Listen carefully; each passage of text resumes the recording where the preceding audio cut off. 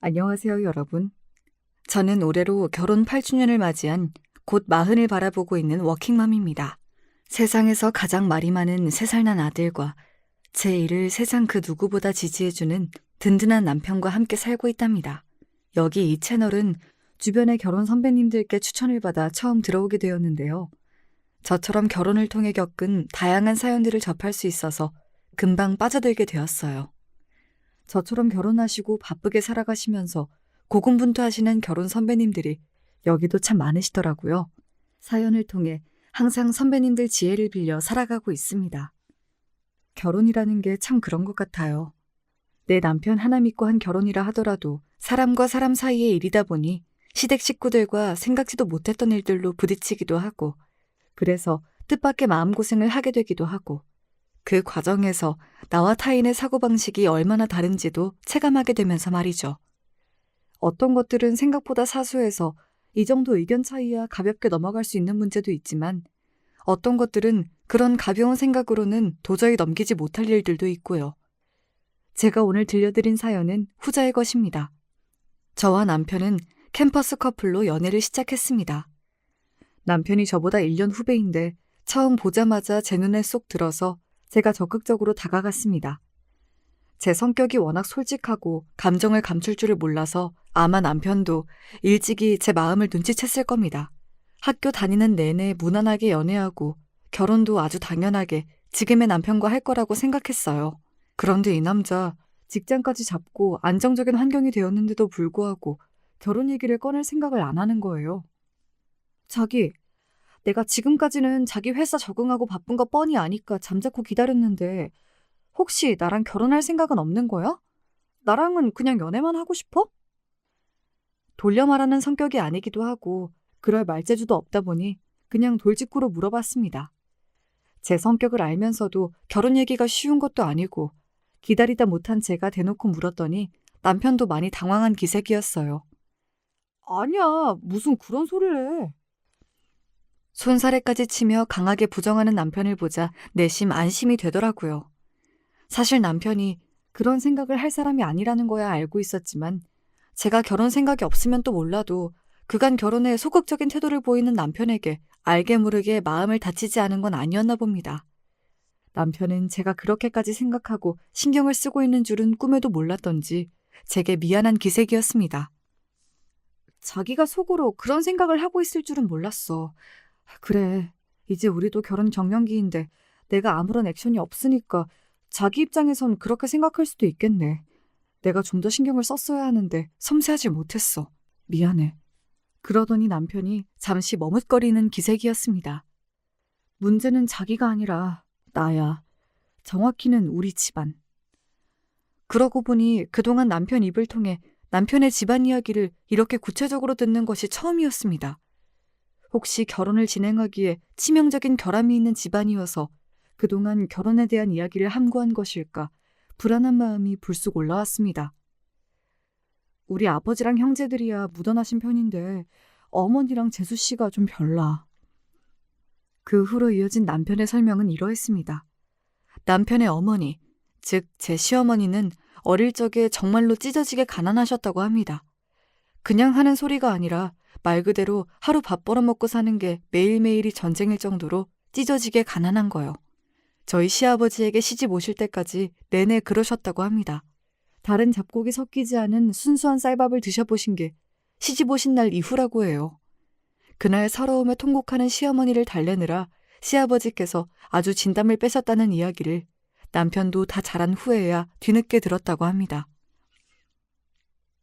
그러다 보니 어머니가 남들 보기에는 좀 궁상 맞아 보인다고 표현하는 게 좀 그렇긴 한데 여튼 10원 한 장 쓰는 것도 온 가족들 눈치를 다 보시고 차라리 억측스러운 성격이시면 본인이라도 뻔뻔하니까 좀 나을 텐데 자라면서 외할아버지 눈칫밥을 하도 먹고 자라시고 동생들 뒷바라지 한다고 어릴 적부터 어른들 사이에서 눈치 보며 돈 버셔서 그런지 지금도 자기 의견을 떳떳하게 말씀을 잘 못하셔.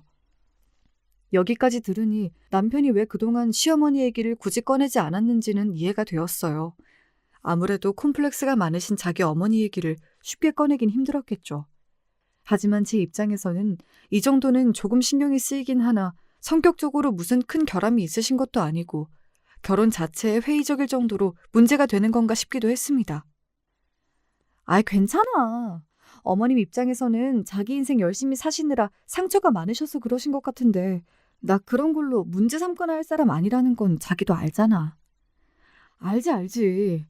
그런데 겪으신 게 있다 보니 어머니가 자기보다 더 배운 사람, 더 가진 사람에게는 좀 저자세로 행동하시는 경향이 있어. 그런 사람 말이면 납득하기 어려운 말이나 행동도 따지지 않고 그냥 받아들이시기도 하고. 그거야 어디 어머님 잘못인가요? 그런 사람들한테 갑질하는 사람들이 나쁜 거죠. 문제는 내 동생 부인 되는 사람, 그러니까 재수 씨가 좀 그런 유형의 사람이라는 거지.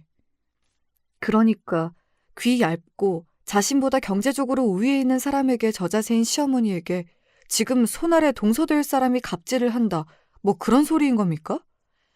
보통 반대의 경우는 많이 들어봤지만 이런 소리는 또 처음 들어봐서 저는 조금 벙찐 얼굴이 되었습니다.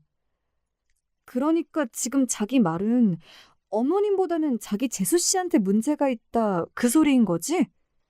말하자면 그렇지. 남편의 동생인 도련님은 남편보다 1살 아래인 연년생으로 남편과는 다르게 어릴 적부터 소소하게 사고를 자주 치고 다녀서 부모님 속을 적잖이 썩게 하며 자랐다고 합니다. 공부야 당연히 진작 손을 놓은 지 오래였다고 하고요. 대학 진학은커녕 고등학교라도 무사히 졸업하게 하려고 늘 노심초사하셨다고 합니다. 그렇게 간신히 고등학교를 졸업하고 나서도 철이 안 들어 취직도 제대로 안 하려고 하고 몇 년간을 부모 등골을 뽑으며 정신을 못 차린 건 덤이었고요. 그러다 군대에서 제대한 지 얼마 지나지도 않아 지금의 동서와 사고를 쳐 덜컥 애를 만들어 왔다고 합니다. 당연히 집안이 발칵 뒤집어졌겠죠. 그동안은 그래도 저놈이 나이를 더 먹으면 정신을 차리겠지 싶어 애써 참으셨던 시아버지도 그만 폭발하고 마셨다고 합니다.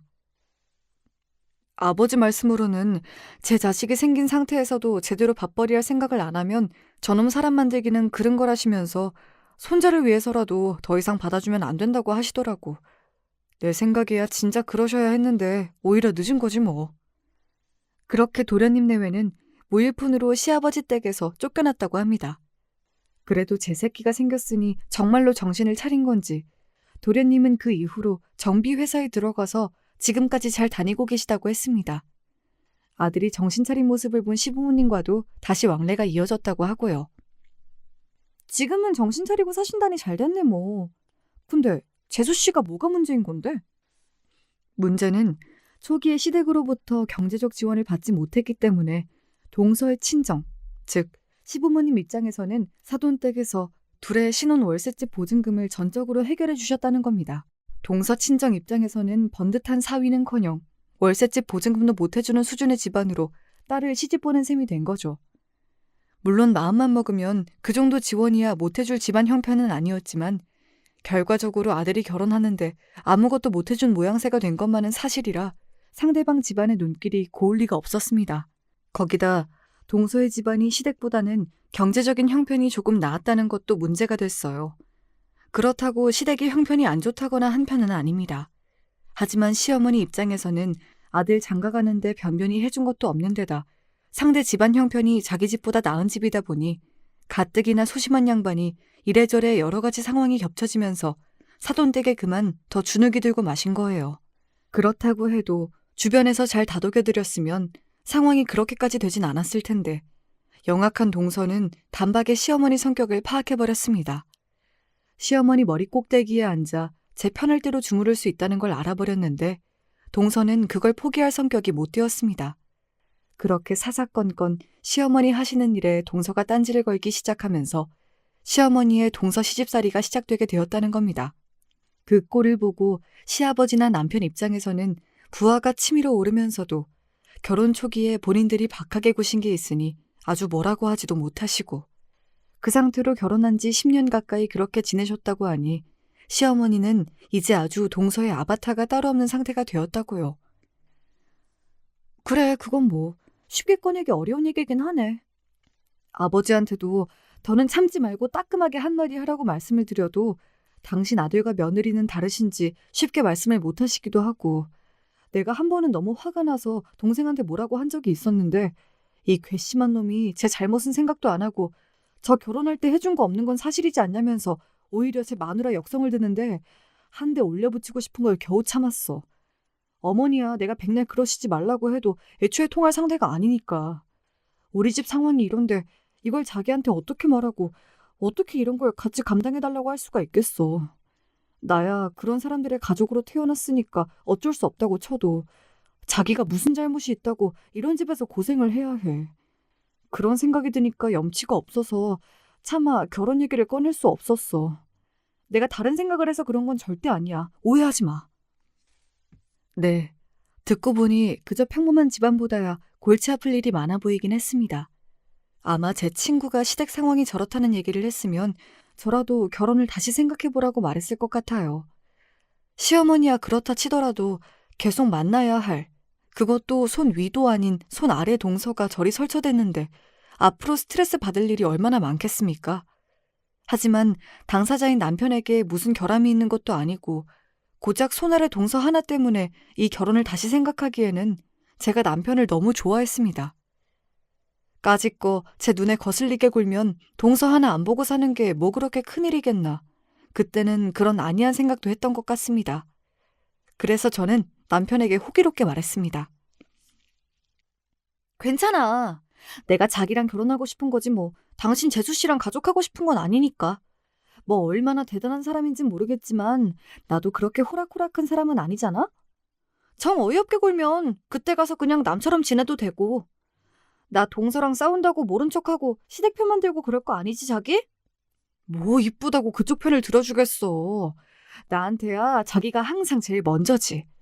내가 저런 가족들 자기한테 보여주기가 창피하고 미안해서 그렇지.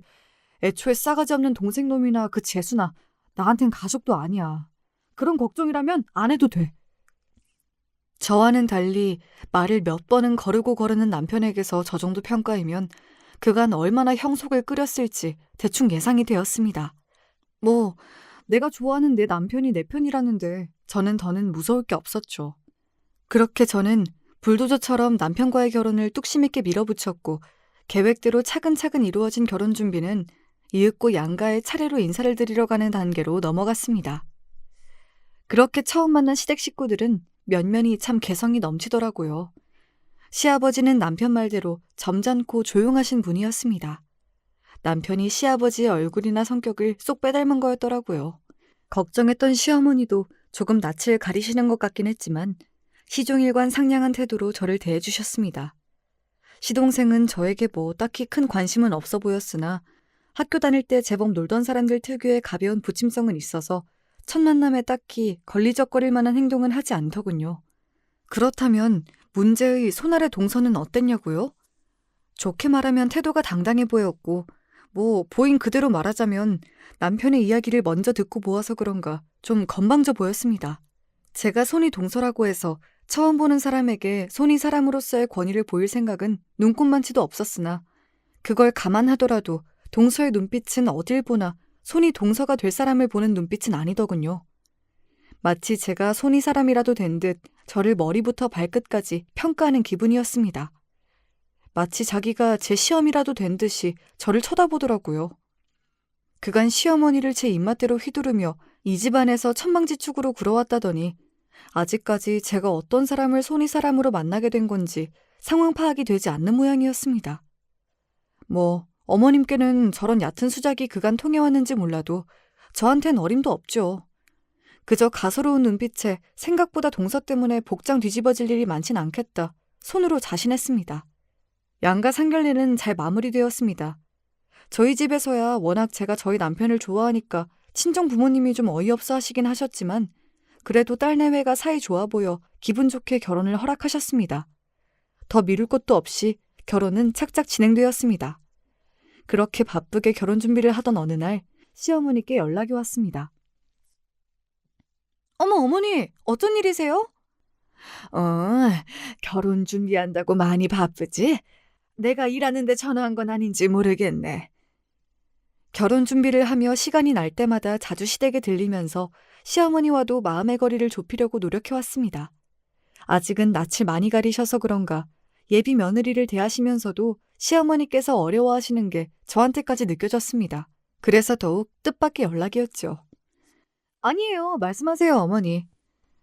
저 다름이 아니라 결혼 준비하며 혼수도 이것저것 봐야 할 텐데 물론 사부인께서 어련히 알아서 잘 봐주시겠지만 그래도 내가 조금이라도 도움이 될 수 있을까 싶어서. 그러니까 그간 내내 저를 어려워만 하시던 시어머니께서 저를 도와주시겠다면서 어렵게 먼저 연락을 걸어오셨다는 거잖아요. 그렇지 않아도 어머님과 가까워지고 싶었던 저로서는 놓칠 수 없는 기회였죠. 그래서 거절하지 않고 단박에 그날 바로 약속을 잡았습니다. 남편에게도 이제야 어머님께서도 조금은 나와 가깝게 지내려고 노력해 주시는 것 같다고 자랑도 해뒀습니다. 그런데 도착한 약속 장소에는 어머님만 나와 계신 게 아니었어요. 어머 형님, 왜 이렇게 늦게 나오셨어요? 별로 반갑지 않은 사람이 하나 더 나와 있더군요. 동서였습니다. 그럼 일하다 나온 사람이 뭐 중간에 일 그만두고 뛰쳐나오겠습니까? 하나가 밉게 보이니 말 한마디도 밉살스럽게 들리더군요. 정작 제게 연락을 거신 시어머니는 동서와 저 사이에서 눈치만 보고 계셨습니다. 동서가 같이 나올 줄은 몰랐네? 무슨 일이에요? 제가 대수롭지 않게 묻자 동서가 고개를 치켜들고는 조잘조잘 떠들어대기 시작했습니다.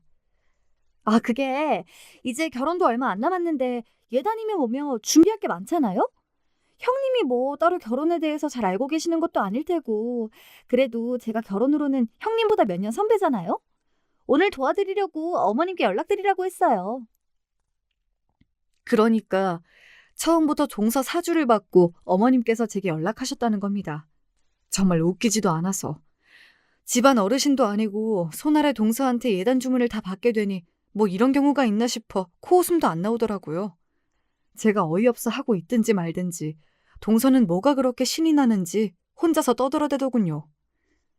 사실 저희는 형님이 먼저 연락을 주실 줄 알았어요. 그렇잖아요. 이런 건 신부 측에서 먼저 얘기가 나오는 게 도리죠. 저희 어머님께서 좀 물으신 데가 있어서 저라도 나서지 않으면 얘기가 진행이 안 될 것 같아서 연락을.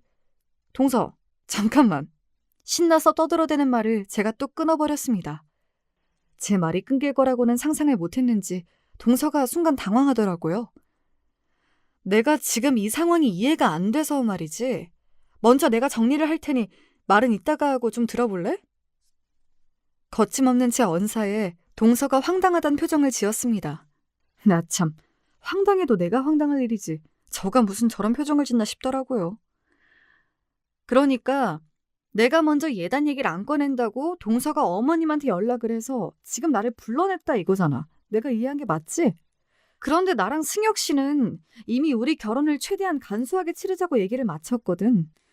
물론 우리끼리 정한 건 아니고 우리 부모님이랑 시부모님께도 모두 상의를 했고 동의해 주셨고 그런데 내가 갑자기 어머님도 아니고 동서한테 불려나와서 이런 얘기를 듣고 있자니 기분이 좀 그렇네.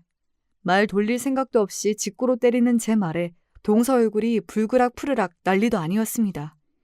그 사이에서 어머니만 어쩔 줄을 모르고 제 눈치를 보셨고요. 얘야 아가, 아무래도 내가 생각이 짧았던 모양이야. 우리 둘째 말만 듣고 내가 그 말이 맞지 싶어서 일하는 애를 불러냈는데 이미 다 된 이야기를 다시 꺼낸 건 내가 잘못한 게 맞네. 혹시 마음 많이 상했니?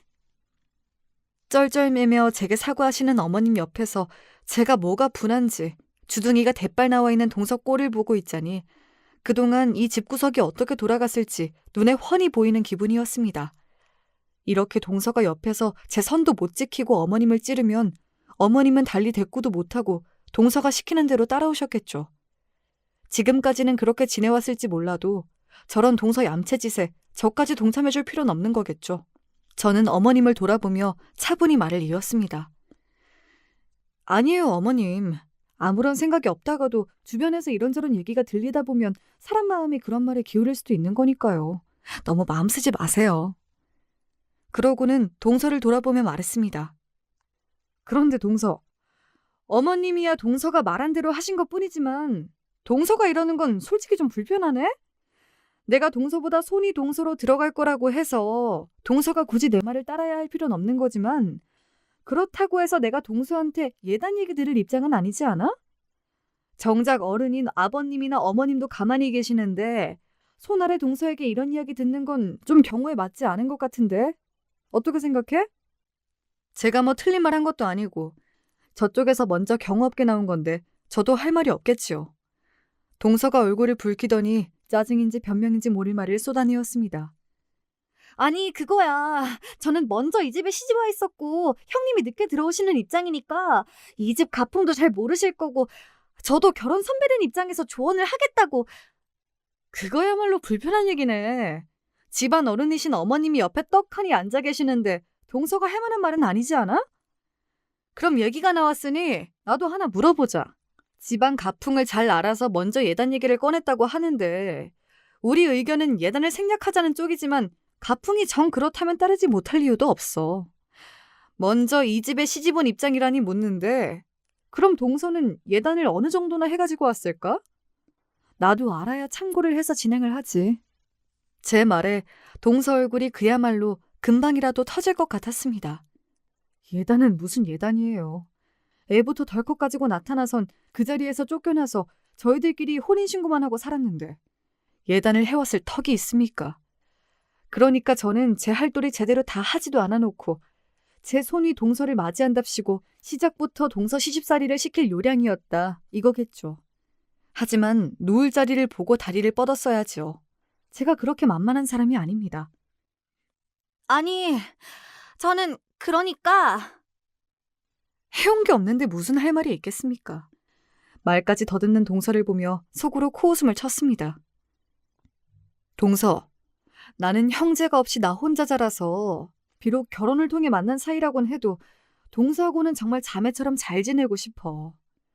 그러려면 서로 지켜야 할 것들은 지켜줘야 오랫동안 좋은 관계로 잘 지낼 수 있지 않을까? 이번이야 우리가 이제 막 처음 만난 사이니까 생길 수도 있는 실수라고 생각해. 오늘 일은 내가 없는 걸로 치고 넘어갈 테니까 앞으로는 우리 정말 잘 지내보자. 알았지, 동서? 마치 어린아이 어르듯 하는 제 말투에 분한 모양이었습니다. 하지만 제 말에 틀린 구석이 없는데 아무리 동서가 아나무인인들 무슨 말을 더 할 수 있겠어요. 저는 동서 쪽은 쳐다보지도 않고 어머님께 자세를 틀곤 말했습니다. 그래도 이렇게라도 어머님 얼굴 한 번 더 뵈니까 너무 좋네요. 어머님, 저랑 저녁 먹고 들어가세요. 어머님 뭐 좋아하세요? 동서의 눈치를 보긴 했지만 제가 뒤끝없이 완전히 기분이 풀어진 것처럼 보이자 그제야 어머님도 긴장의 끈을 놓으신 것 같았습니다. 그렇게 식사 내내 동서가 뭐 씹은 표정을 하고 있든지 말았든지 저는 어머님 앞으로 반찬을 놓아드리며 배부르게 식사를 잘 마치고 나왔습니다. 뒤늦게 그날 일을 전해들은 남편이 대노했으나 솔직히 동서가 시비를 거는 수준은 저한텐 우스운 수준이었어요. 솔직히 결혼 전에 걱정이 되지 않는 건 아니었으나 저 정도는 제 선에서 충분히 해결이 가능해 보였습니다. 그래서 그저 웃으며 그날 일을 넘겼죠. 그렇게 시간이 흘러 결혼식이 모두 끝나고 신혼여행에 다녀와서 인사차 시댁을 방문했습니다. 저희가 도착했을 때에는 시부모님과 시동생 내외와 시조카까지 모두 먼저 와 있었습니다. 아가, 비행시간도 긴데 나중에 천천히 오래도. 아니에요, 아버님. 승혁 씨랑 실컷 쉬다가 왔는데요, 뭐. 살갑게 맞아주시는 시부모님과 인사를 나누고 보니 이제 정말로 내가 이 집 식구가 되었구나 하는 실감이 났습니다. 뒤에서 아직 저 혼자 앙금을 다 풀지 못한 모양인지 셀쭉한 표정을 짓고 있는 동서도 어찌됐든 이제 진짜로 가족이 되었습니다. 북적북적한 가운데 시어머니가 정성껏 준비해주신 음식으로 다 같이 식사를 하고 저희가 신혼여행지에서 고심해서 골라온 선물도 나누어 드렸어요. 어머나 예뻐라. 이런 거 비싼 거 아니니? 나한테 이런 게 어울리기는 하는지. 너희 너무 큰 돈 쓴 건 아닌지. 아니에요, 어머니. 원석이라서 생각보다 많이 비싸지 않았어요. 어머님 톤에 잘 어울릴 것 같아서 보자마자 이건 딱 어머님 물건이다 싶더라니까요. 혹여 당신에게 비싼 선물을 한 걸까봐 어쩔 줄을 몰라 하시는 어머님을 안심시키려고 부려 더 너스레를 떨었습니다. 그랬더니 옆에서 힐끔힐끔 쳐다만 보고 있는 동서가 또 얄밉게 말을 얹더군요. 그래요, 어머님. 그런 거 뭐 별로 비싼 것도 아닌데 뭘 그렇게까지. 밉살스러운 동서 말에 시동생이 동서 옆구리를 쿡 찌르더라고요.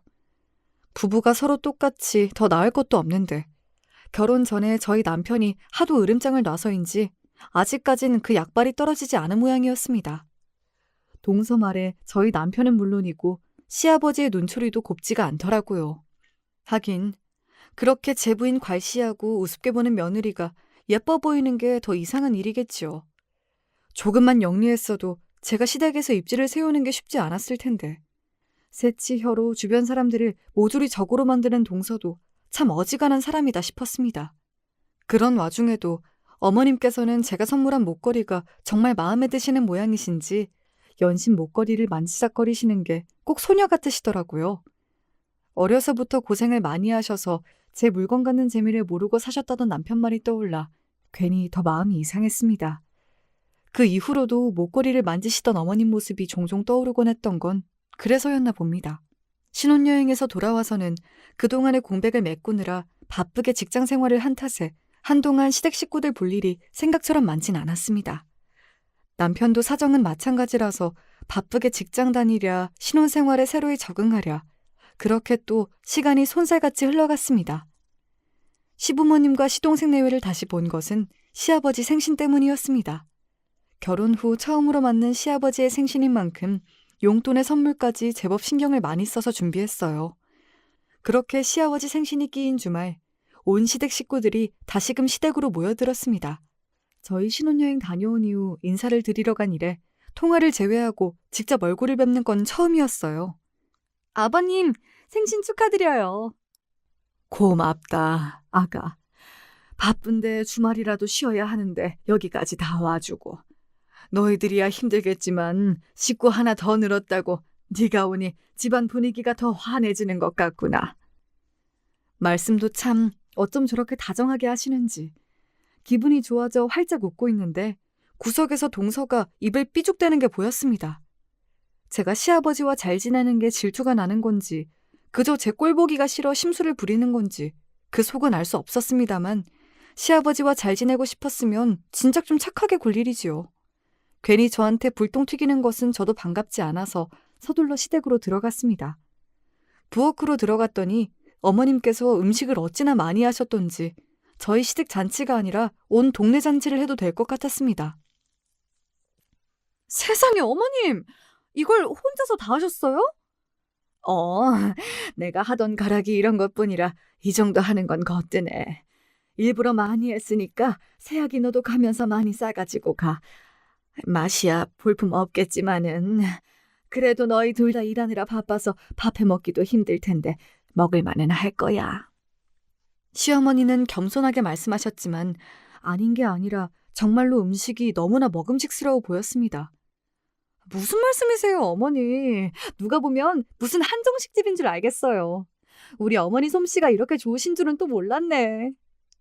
제 너스레에 어머님도 기분이 좋으셨는지 표정이 좀 펴지셨어요.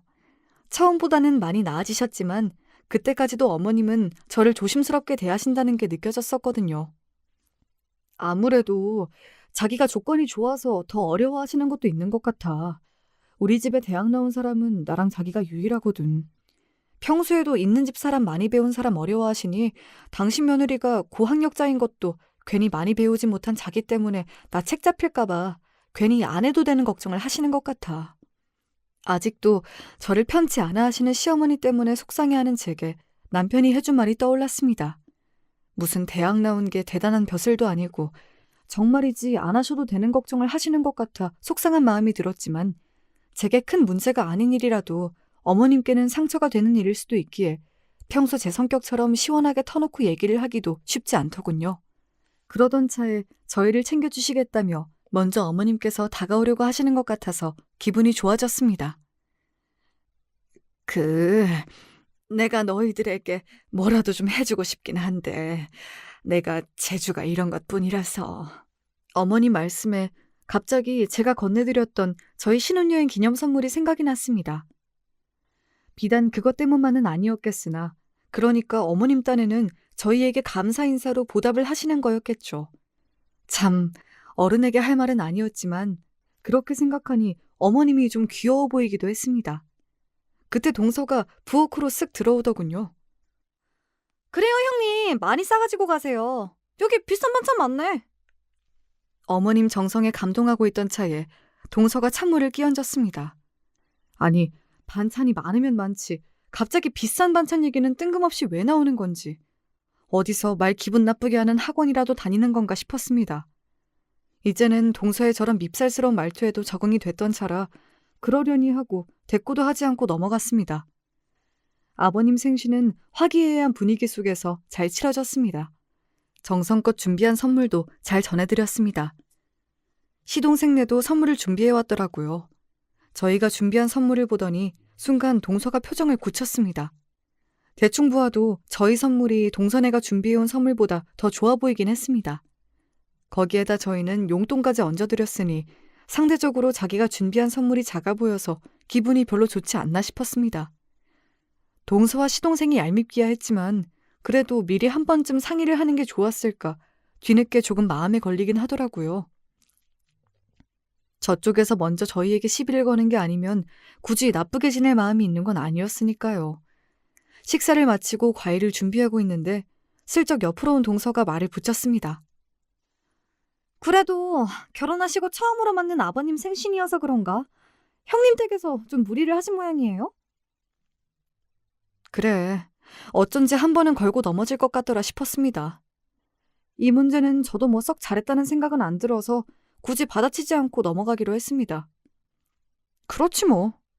저가 먼저 와서 긁으면 저번처럼 제가 맞받아칠 줄 알았던 모양인지 의외로 담백한 제 답변에 오히려 동서가 당황한 눈치였습니다. 그런데 제가 무슨 쌈딱도 아니고 어떻게 매번 날카로운 말을 일일이 다 받아치겠습니까? 금세 과일 준비가 다 되어서 저는 자연스럽게 그 자리에서 벗어날 수 있었습니다. 그러고는 왁자지껄한 가족들 사이에 있느라 따로 동서가 제게 시비 걸 틈도 없었어요. 집에 돌아갈 시간이 다 되자 어머님이 처음에 말씀하신 대로 저희들 주신다며 그 많은 반찬을 일일이 다 바리바리 포장하기 시작하셨어요. 아유, 어머니, 많아요. 저희 이렇게 많이는 다 못 먹어요. 이게 부피만 커서 그렇지 막상 열어보면 얼마 안 돼. 냉장고 깊숙이 넣어두고 먹으면 그래도 꽤 오래 가니까 들고 갈 수 있는 최대한 많이 가지고 가. 정말로 둘이서 먹기엔 너무 많은 양이라서 손사래를 쳤음에도 불구하고 음식을 싸는 어머님 손길이 너무 신명나 보이셔서 적극적으로 뜯어말리지도 못하고 있었습니다. 그런 저와 어머님을 보더니 동서가 또 와서 한마디 보태더라고요. 그래요, 형님. 어머님이 싸주신다고 할 때 많이 싸가세요. 저기 소갈비도 있네요. 형님 다 가지고 가세요. 말은 반찬 다 양보한다는 소린데 어째 뉘앙스가 깔끔치가 못했습니다. 아까 비싼 반찬 어쩌고 할 때부터 느낌이 쎄하긴 했어요. 듣다 보니 꼭 우리 부부가 제대로 밥 먹을 처지도 못 되어서 시댁에서 반찬 얻어다 먹는 것 같잖아요. 이쯤 되니 저도 말이 곱게만 나가진 않더라고요. 왜? 동선에도 좀 싸가지고 가지? 어머님께서 음식하신다고 이렇게 고생을 하셨는데. 저희야 뭐 사다 먹으면 되죠. 형님 많이 가지고 가세요. 시동생네 벌이가 저희 반토막도 채 안 되는 판에 이게 뭔 소린가 싶었습니다. 시동생이야 외벌이인데다 직장도 그리 좋은 편이 아니어서 저들 형편을 빤히 아는데 왜 저러나 싶었어요. 저희는 둘 다 직장을 다니고 있었고 저는 대기업에 남편은 공기업에서 근무 중이었어요. 뭘로 봐도 저희가 우리한테 할 만한 소린 아니었는데 대체 뭐에 꽂혀서 저런 소리를 하나 싶었습니다. 그새 포장을 마치신 시어머니께서 제 양손 가득 반찬을 안겨주시는 바람에 동서 속을 더 떠볼 새도 없이 시댁에서 떠밀려 나왔습니다. 아무래도 감이 이상해. 왜? 재수씨가 곳에 또 시비를 걸어? 아니, 딱히 대놓고 뭐라고는 못하겠는데 찝찝한 왜 그런 거 있잖아. 또 긁은 거 맞네. 대놓고 말하면 괜히 이쪽이 이상한 사람 되는 그런 거 맞지? 그래, 딱 그런 거. 차라리 대놓고 까불면 내가 아주 코를 납작하게 눌러줬을 텐데.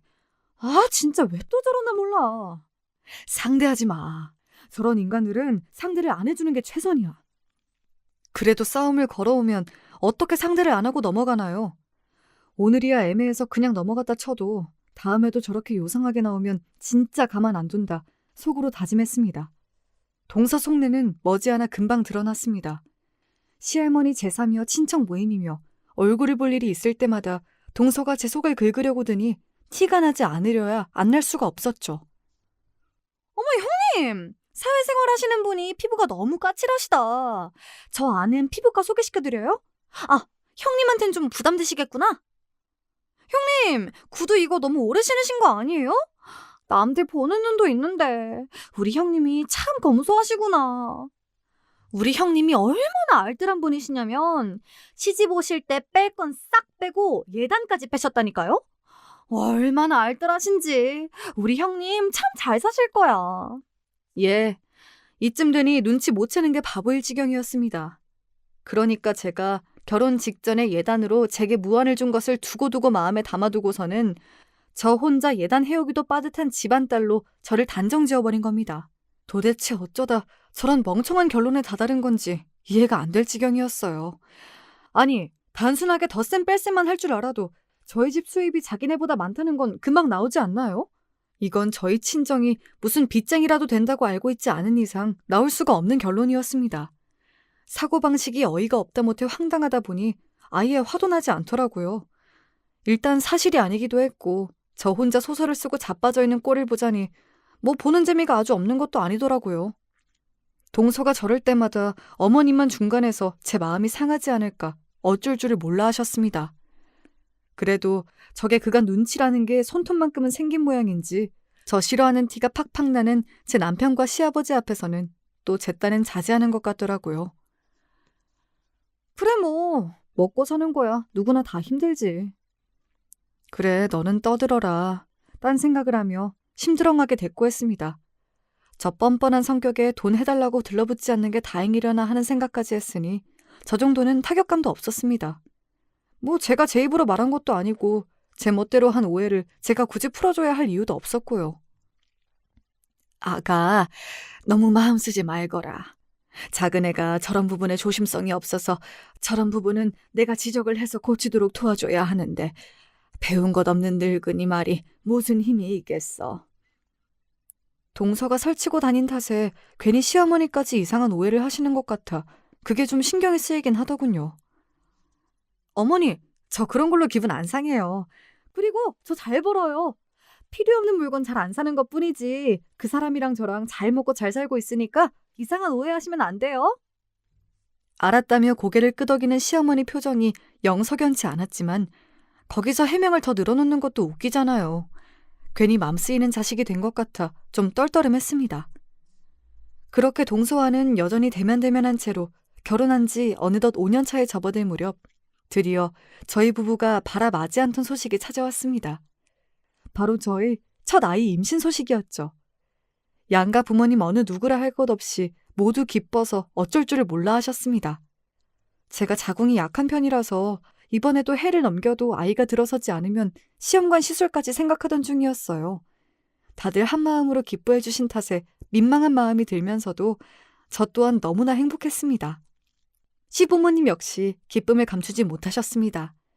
제게 뭐라도 더 해주시고 싶어서 두 분 다 안달이 나 계셨어요. 하지만 그럼에도 불구하고 저는 그 마음을 다 받아들일 수가 없었습니다. 예, 아가, 아직도 입덧이 그렇게 심하니?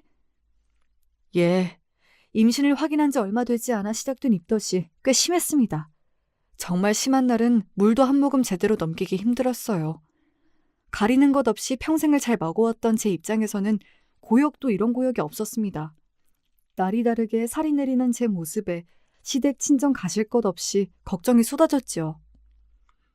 네, 어머니, 아직은 많이 힘드네요. 이렇게 힘든 걸 어머니는 어떻게 두 번이나 하셨어요? 제 말에 시어머니께서 안타까워서 어쩔 줄을 모르셨습니다.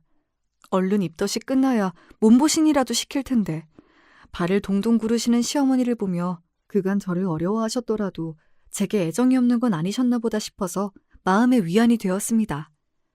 그렇게 꼬박 3주를 더 고생한 끝에 드디어 지긋지긋한 입덧이 좀 가셨습니다. 저는 그야말로 살판이 났죠. 저뿐만 아니라 양쪽 집안도 축제 분위기였습니다. 제 입덧이 끝났다는 소식에 대번에 저희 시아버지께서 전화를 주셨습니다. 아가, 이제 좀 먹을 수 있다지? 그동안 입덧한다고 제대로 먹은 게 없을 텐데 오늘 저녁에는 식구들이랑 다 같이 너 좋아하는 것 좀 먹자.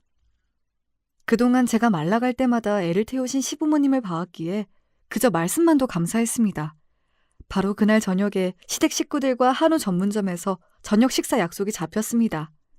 평소에도 제가 고기를 좋아하는 편이었는데 입덧하면서는 단 한 점도 넘기질 못했거든요. 예, 오늘은 가격 생각하지 말고 너 먹고 싶은 만큼 실컷 먹어. 네 시아버지가 너 아이 가졌다는 소식 들으셨을 때부터 오늘만 벼르셨어. 돈 얘기라면 항상 움츠러드는 시어머니께서도 오늘만큼은 돈 쓸 생각에 신이 나 보이셨습니다. 다들 저 때문에 같이 마음고생해 주셨는데 저도 오늘을 마음껏 즐기기로 마음먹었습니다. 네, 저 그럼 사양하지 않고 정말 먹고 싶은 대로 다 먹어요. 그렇게 갓 구운 한우 한 점을 입에 넣었습니다. 그동안은 고기 핏물 냄새만 맡아도 토악질이 올라왔는데 부드럽게 넘어가는 식감에 이제 좀 살 것 같았습니다. 시부모님은 저 먹는 것만 봐도 기분이 좋으신지 당신들 드실 생각은 않고 연신체 앞으로 고기를 구워 밀어주셨습니다. 저도 꼭 먹이 받아먹는 아기새라도 된 양 두 분 애정을 마다하지 않고 열심히 받아먹었습니다. 그렇게 한참을 열심히 받아먹고 있는데 갑자기 가시돋친 동서 목소리가 들려왔습니다. 형님, 한우 처음 먹어봐요? 누가 들어도 명백한 조롱이었습니다. 동서가 제게 반감을 가진 거야 그 자리에 누구도 모르지 않았지만 날이 날이지 않습니까? 무려 5년 만에 첫 아이를 가진 저희 부부를 축하하는 자리였어요. 그간 대놓고 얘기는 하지 않았으나 동서가 학벌이며 직업이며 제게 열등감을 가지고 있다는 건 잘 알고 있었어요. 그나마 일찍 아이 낳았다는 게 동서가 제게 가진 유일한 우월감이었을 텐데 이젠 그마저도 사라졌으니 배알이 꼴렸을 거라는 건 짐작했습니다. 그렇다고 저렇게 질 떨어지는 시비를 걸어올 줄은 몰랐죠. 재수씨, 지금 그게 무슨 뜻입니까? 대번에 남편 목소리가 날카로워졌습니다. 잠시 멈칫하던 동서는 마치 그간의 한풀이라도 하겠다는 듯 우악스럽게 쏟아내기 시작했습니다. 아니, 그렇잖아요? 뭔 피죽도 못 얻어먹은 사람처럼 없어 보이게 이게 무슨 짓이람? 이제 와서 애 가진 게 뭐 그렇게 대단한 일이라고 온 가족이 다 들러붙어서는. 아무리 아버님이 실컷 먹으라고 했기로서니 무슨 고기 처음 먹는 사람도 아니고 짠하게 시리. 친정에서 5년 만에 임신한 딸한테 뭐 안 해줘요? 예단도 못 나는 집안이니 그럴 형편도 안 되려나? 이 여자가 보자 하니까 미쳤나 정말. 내가 그간 벼르고 있었는데 더는 안 되겠어. 자리를 박차고 일어난 남편을 시아버지가 막아서시더니 동서를 꾸짖기 시작하셨습니다. 내가 그간 너 그 방자한 버릇을 알면서도 넘겨줬더니 오늘같이 좋은 날 이런 데워먹지 못한 짓을 해? 네가 우리 집안을 얼마나 우습게 여겼으면 감히 이따위 짓을 해? 꼴도 보기 싫으니 당장 나가! 남편도 시아버지도 그간 참 많이 참으셨으니 반응이야 이해가 갔습니다. 그 자리에 동서 편은 아무도 없었죠. 심지어 시동생조차 저한테 불똥이 튈까 몸을 사리더군요. 참으로 한심하기 짝이 없는 한상이었습니다. 아버님, 당신도 열 올릴 거 없어. 애 들어, 그만해. 오히려 제가 차분히 둘을 진정시키자 그간 한 번도 저희 앞에서 큰 소리 낸 적이 없으셨던 어머님께서 말씀하셨습니다. 아니다. 이건 그냥 들어넘길 일이 아니야. 그간 내가 모자라서, 내가 부족해서, 네가 둘째에게 듣지 않아도 될 소리를 들어도 막아주질 못해서 이런 일이 생긴 거야. 아무리 생각이 없기로서니 어떻게 힘들게 첫 아이 가진 제 손이 동서에게 저런 소리를 해. 도대체 너는 어떻게 생겨먹은 애니? 항상 제게 주눅 들어있던 시어머니에게 처음으로 듣는 야단에 동서가 충격을 받은 눈치였습니다. 그럼 저가 그렇게 설쳐대는데 언제까지 저를 봐주실 줄 알았나 보지. 제가 코웃음을 쳤습니다. 동서도 참 답이 없다. 어떻게 처음 봤을 때부터 지금까지 사람이 발전이 없니? 혼자 무슨 오해를 하고 말 같지 않은 소리를 했더니 또 돈 타령이니? 우리 부부가 너희보다 돈을 벌어도 배는 버는데 결혼 좀 간소하게 했다고 그렇게 내가 가난해 보이디? 허영만 잔뜩 차가지고는 내가 우리 친정 부모님한테 앞으로 물려받을 재산만 건물이 5채야. 알기나 알아? 진짜 부자는 너처럼 천박하게 돈 소리 대놓고 안 해. 뭘 알고나 말을 해야지. 제가 차분하게 하는 말에 그 자리에 모든 눈이 댕그레졌습니다. 하도 돈 타령 해대는 동서이니 괜히 거머리처럼 들러붙을까 싶어 얘긴 안 했지만 제게 물려받을 재산이 꽤 되는 건 사실이었어요. 비록 그거 아니더라도 동선애보다야 저희 집 형편이 훨씬 낫지만요. 동서, 자식까지 키우는 사람이 그러는 거 아니야. 애가 도대체 뭘 보고 배우겠니? 애한테 좋은 영향까진 못 주더라도 나쁜 걸 보고 배우게 하진 말아야 하지 않겠어? 마치 모자란 아이 타이르듯 부드럽게 어르는 제 말투에 약이 오를 대로 오른 모양인지 창피한 줄도 모르고 동서가 그 자리에서 울음을 터뜨렸습니다. 얼굴이 시뻘개져서는 갖은 추태를 보이는 모습에 시아버지께서 소리를 버럭 지르셨죠. 뭘 잘했다고 울어?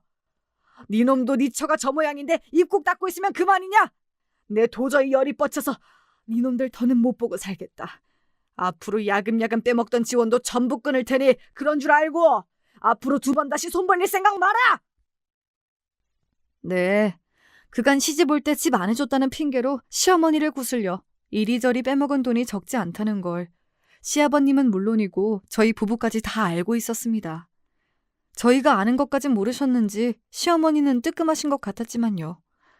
뒤늦게 시동생이 사태 수습을 하려 들었으나 이제 와서 무슨 턱도 없는 일이었죠. 그렇게 동서는 여전히 추하게 질질 짜며 제 신랑에게 끌려나갔습니다. 저희끼리 남은 식당 룸 안에 침묵만이 흘렀습니다. 이윽고 시아버지께서 말씀하셨습니다. 이 좋은 날에 이런 꼴을 내가 정말 네 앞에서 할 말이 없구나. 내가 이렇게 대단한 집 따님이신지도 모르고 동구에 어쩔 줄 모르는 시어머니께 제가 단호히 말했습니다. 어머니, 그러지 마세요. 그간 말씀드리지 않은 건 죄송하지만 가뜩이나 어머님이 저 어려워하시는 걸 아는데 상속받을 얘기까지 하면 저한테 더 거리를 두실까 걱정돼서 그랬어요. 어머님이 가난한 집에서 태어나고 싶어 태어난 게 아닌 것처럼 저도 제가 뭘 잘해서 있는 집에 태어난 게 아니잖아요. 그저 여태까지 대해주신 것처럼 가족으로 대해주세요. 네? 그렇게 생각지도 못하게 골칫거리였던 시동생과 동서가 제 인생에서 떨어져 나갔습니다. 그간 맺힌 게 많아 그러신지 시아버님이 아주 단호하셨거든요. 그동안 쏠쏠하게 본가에서 뜯어가던 걸 못하게 되니 아쉬운 거야 뭐 그네들이겠죠. 저야 그 얄미운 인간들 얼굴 볼 일이 없게 되었으니 맘 편히 태교에 전념하며 예쁜 우리 아들을 만날 수 있게 되었습니다. 한동안 시어머니가 저를 전에 없이 어려워하시던 것이 마음 쓰였으나 중간에 어깃장 놓는 동서가 없다 보니 저도 더 뻔뻔하게 시어머니께 들이댈 수 있었어요. 결국 어머니께서도 전보다는 더 가벼운 마음으로 저를 대해주십니다. 요즘에는 일하느라 바쁜 아들 며느리 대신 손자 봐주시겠다며 자꾸 아이를 데려가시는 통에 말리는 게 일이에요. 세상에 별 황당한 일이 다 있죠? 살면서 돈 없는 사람 취급받아 보긴 또 처음이네요. 그걸 또 이렇게 대놓고 돈 없다고 괄시하는 인간을 보기도 처음이고요. 결혼 생활이란 참 요지경인 것 같습니다. 긴 얘기 재미있게 들어주셨을지 모르겠네요. 다들 남은 하루 가족들과 즐거운 시간 되시길 바라요.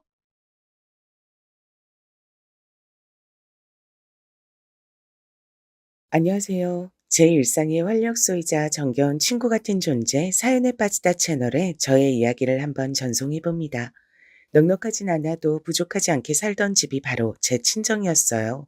하지만 제가 중학교 입학을 앞두고 유독 즐거이 연말을 보내고 있던 때 갑자기 아버지께서 사고를 당하셨고 하루아침에 모든 것이 무너져 내렸습니다. 우리 딸이 중학교 올라가면 가방하고 신발 새로 사줘야 한다고, 외투도 좋은 걸로 여러 번 새로 사입히고 싶다고 그런 말로 하면서 유달리 잔업에 열을 올리더니만 하늘도 무심하시지. 어떻게 한 집안의 가정을 사고당하게 할 수가 있어. 세상에 나쁜 놈들 많잖아. 근데 왜 착하고 성실하고 자기 처자식밖에 모르는 사람한테 이런 시련을 안겨주는 거야? 왜? 도대체 왜? 넋이 나간 채로 친정엄마께선 한탄하셨습니다. 아버지께선 근무 현장에서 추락사고를 당하셨어요. 추운 겨울날 몸이 굳어 있었기에 근육이며 뼈가 더 큰 충격을 받은 것 같다는 회사 동료분들의 쑥덕거림을 병원의 로비에서 제가 들었습니다. 하나도 도움이 안 되는 얘기였죠. 아니, 도리어 제 마음을 더 아프게 만드는 얘기일 뿐이었습니다. 아버지께선 말 그대로 죽다 살아나셨어요. 주변에서 모두가 목숨을 건진 게 신기하다. 아무래도 하늘이 도왔나 보다 했습니다. 그러나 저희 가족은 하늘이 원망스러웠습니다. 제 유일한 형제인 친정 오빤 그때 중학교 3학년이었는데요. 원래 진학하려고 했던 고등학교를 포기하고 취업에 당장 도움을 줄 수 있는 다른 고등학교를 가겠다고 해서 엄마께서 노발대발하셨습니다. 절대로 안 돼. 네가 그런다는 얘기를 네 아버지가 들으셨으면 무조건 반대하셨을 거야. 아직까지 제대로 의식을 차리지 못하고 계시지만 네 아버지 반드시 의식 돌아오실 거고 우리 가족 일상으로 돌아올 사람이야. 달라진 건 있지만 끝난 건 없어. 그러니 네가 섣불리 원했던 고등학교 진학 포기한 걸 알면 네 아버지가 얼마나 자책하시겠니. 그런 모습을 난 두고 볼 수가 없구나. 벌써부터 돈 걱정하지 말고 넌 네가 원하는 공부하도록 해. 알았지? 적극적으로 오빠를 설득하셨죠. 사고 이후 단 한 달 만에 무섭도록 쌓인 병원비를 눈치채고서 오빠는 돈 걱정부터 하기 시작했지만 엄마께선 자식이 그러는 모습을 볼 수 없으셨던 겁니다. 아버지께서 몸담고 계셨던 회사에서 나온 보상금은 터무니없이 자그마한 금액이었습니다. 친척분들은 그걸 누구 코에 붙이냐며 분노하셨고 다들 당시의 형편이 썩 좋지 못하였지만 십시일반으로 돈을 조금씩 거둬 저희 집의 도움에 손길을 보태주셨어요. 그런 덕분에 엄마께서 내내 병원 생활하시며 버틸 수 있었던 겁니다. 하지만 금세 한계가 보였고 오빠의 고등학교 진학과 저의 중학교 진학이 하필이면 맞물린 상황에서 엄마께선 있는 대로 돈을 빌리셨습니다. 각종 대출을 받는 것도 불사하셨죠. 그러한 사실을 굳이 자식들에게 알리진 않으셨으나 자연스레 눈치를 채게 되죠. 인생에서 장담할 수 있는 건 아무것도 없는 것 같아요. 여러분도 한 번쯤은 이런 점을 살면서 느껴보셨을 테죠. 전 교복을 입는 중학생이 되면 뭔가 대단히 근사한 일상이 펼쳐질 줄 알았습니다. 손꼽아 기다렸던 중학교 입학이었어요. 하지만 아버지께서 큰 사고를 당하셔 의식불명 상태로 미친 듯이 병원비가 쌓여가고 엄마께서 대출까지 받으신 상태에서 제가 중학생이 될 줄 누가 알았겠나요? 저는 불안과 초조 속에서 중학교를 다니기 시작했고 새로운 가방이나 신발, 외투 이런 것들은 전부 사치에 불과했습니다. 전혀 새 것을 가지고 싶지 않았어요. 아버지께선 딸사랑이 지극하신 분이셨기에 전 부족함 없이 자라왔었고 필요한 것들은 이미 다 가지고 있었습니다. 그래서 아무것도 사달라고 하지 않았죠. 엄마를 감히 조르는 일은 있을 수가 없었습니다. 오빠가 중학교 때부터 어느 정도 공부를 했다는 사실이 그나마 숨통이 조금 트이는 요소였을 겁니다. 기적적으로 아버지께서 뚜렷한 의식을 되찾으시고 의사소통을 다시 하기 시작하셨을 때도 엄마께선 그러셨어요. 여보, 그래도 우리 아들이 공부 하나는 잘하잖아요. 좋은 대학 가서 좋은 직장 잡아서 어떻게든 집안 먹여 살려주겠죠. 그때까진 내가 이 한 몸 부서져라 노력하고 버팀대요. 그러니까 자책하지 말고 건강을 회복하는 것에만 집중해요. 아버지께선 이게 다 당신의 탓이라며 크게 자책하고 계셨고 한순간에 일터와 건강, 재산 모든 것을 잃게 된 현실을 받아들이기 어려워하셨어요. 차라리 의식을 되찾지 말 걸 그랬다고 영원히 눈을 감아버리는 게 나을 뻔했다고 그런 말씀까지 하셨을 정도였습니다. 그 앞에서 엄마께서 위로를 해주셨고 용기를 불어넣어 주셨는데 그게 바로 오빠가 앞으로 잘 풀릴 거란 기대였던 겁니다. 어렸을 땐 하도 까불거리고 재수없게 잘난 척을 해대서 저와 다투기도 많이 다투었던 오빠였는데 어느새 얼굴에 장난기가 사라져 있었고 한없이 진지하고 어두운 기운이 내려앉아 있었습니다. 당시엔 저 자신도 너무 힘이 들어서 세상에서 저만큼 불행한 아이는 없을 거라는 자기 연민에 빠져 있었기에 몰랐는데 오빠의 고등학교 생활이야말로 무척이나 힘들었을 거예요. 반드시 본인이 좋은 대학과 좋은 직장을 가야 한다는 압박감을 그때부터 느끼고 있었으니까요. 그 괴로운 심정을 당시엔 헤아려 주지 못했던 것이 시간이 흘러 너무 미안하더라고요. 아버지께서 어렵사리 퇴원을 하신 이후 거동이 불편하셔 집에서만 지내셨는데요. 학교를 마치자마자 집에 와서 아버지를 보살피는 건 저의 몫이었습니다. 오빠는 하루 종일 학교에 붙어 있었으니까요. 밤 11시가 넘어서야 집에 왔고 아침 7시면 학교를 가는 게 당시 오빠의 일과였습니다. 반면에 저는 학원 한 군데를 안 가고 있었으니 수업이 마치자마자 집으로 와서 아버지를 보살폈죠. 혼자선 모든 걸 하기 어려워하셨거든요. 엄마께선 아버지께서 퇴원을 하시자마자 일자리를 구하셨습니다. 단순 노동을 반복해서 하는 공장 일이었어요. 근데 그게 3교대였죠. 아침에 일을 나가실 때도 있었고 남들이 일을 마치고 퇴근하는 저녁 시간에 출근 준비를 하실 때도 있었습니다. 전 자연스레 엄마를 대신해 모든 집안일을 하기 시작했고 엄마의 도시락도 싸기 시작했죠. 우리 딸이 고생해서 도시락 싸주는 덕분에 언제 어느 때고 출출하지 않게 일을 할 수 있어 얼마나 좋은지 몰라. 속도 든든하고 마음은 더 든든해. 내가 고생은 무슨 고생을 한다 그래요. 엄마가 고생하시는 거죠. 아니야. 엄마 눈엔 다 보여. 우리 딸이 최고로 고생 많이 해서 우리 집 받쳐주고 있는 거 다 알아. 늘 고맙다. 근데 우리 딸 정말로 학원 안 다녀도 괜찮겠어? 다음 달부터 영어 학원이라도 하나 다녀야 되지 않겠어? 요샌 입시 학원들 다 다닌다 그러잖아. 우리 딸만 혼자 계속 아무것도 안 하면 혹시 친구들 사이에서 소외되거나 그럴까 봐 엄만 그게 신경 쓰여. 에이, 나 말고도 학원 안 다니는 애들이 얼마나 많은데요. 그런 거 굳이 안 다녀도 돼요. 난 별로 필요 없으니까요. 오빠 문제집 비용, 독서실 끊는 비용이나 더 넉넉하게 지원해 주세요. 들성부른 떡잎에 투자하는 게 맞잖아요.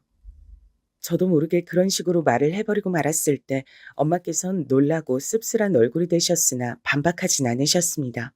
그때는 빚을 갚고 있던 상황이었으니까요. 어려운 형편 속 오빠 한 명만 지원을 해주기에도 벅찼는데 저까지 포함되긴 어려웠죠. 게다가 제가 학원을 다니면 그 시간 동안 아버지는요?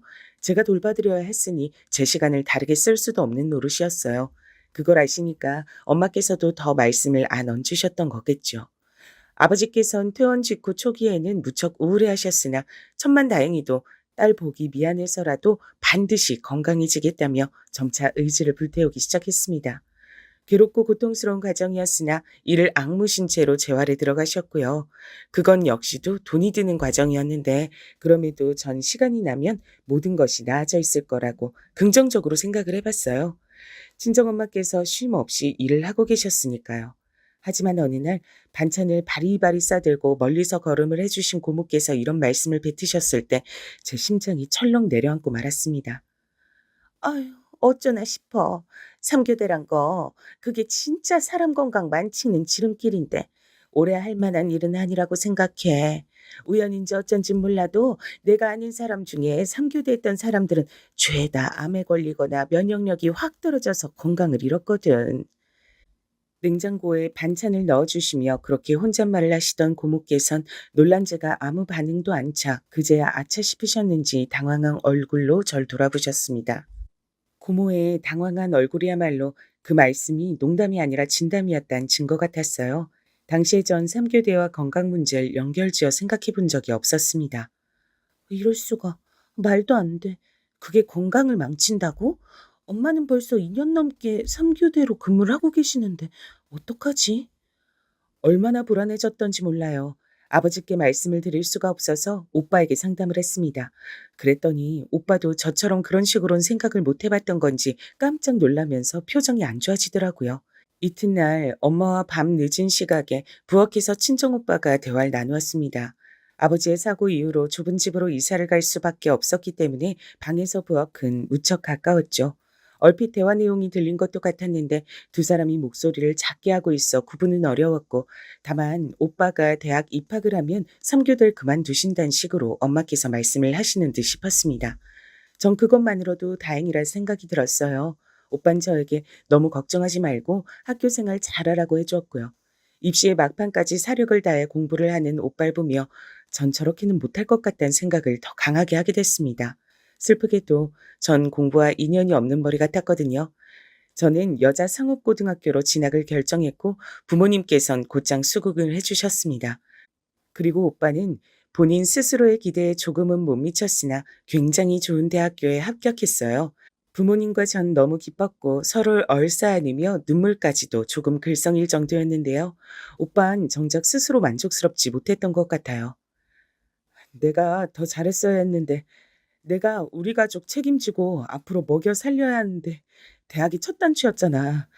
그런데 대학 입시를 이 지경으로 망쳐놔? 재수 생활 한다는 건 말도 안 되는 것 같고 그냥 이대로 입학해야 하는데 갑갑해서 미치겠다. 나란 놈은 이 정도밖에 안 되는 거였구나.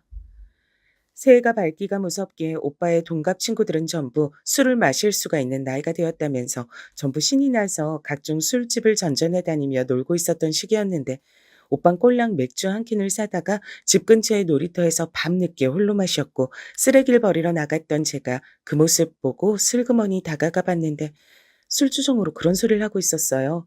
오빠가 지니고 있었던 중압감이 저에게 그대로 전달되는 것만 같아서 저는 울컥하고 말았습니다. 집에 와서 몰래 울었고 부모님께는 비밀로 했죠. 전 진작 공부와 연이 깊지 않다는 걸 알았기에 아르바이트 등을 열심히 하며 적당히 성적 관리를 하고 고등학교 시절을 보냈습니다. 그렇게 해서라도 친정 집안에 도움이 되고 싶었습니다. 오빠의 대학 입학 이후 엄마께선 드디어 그 3교대 근무를 그만두셨고요.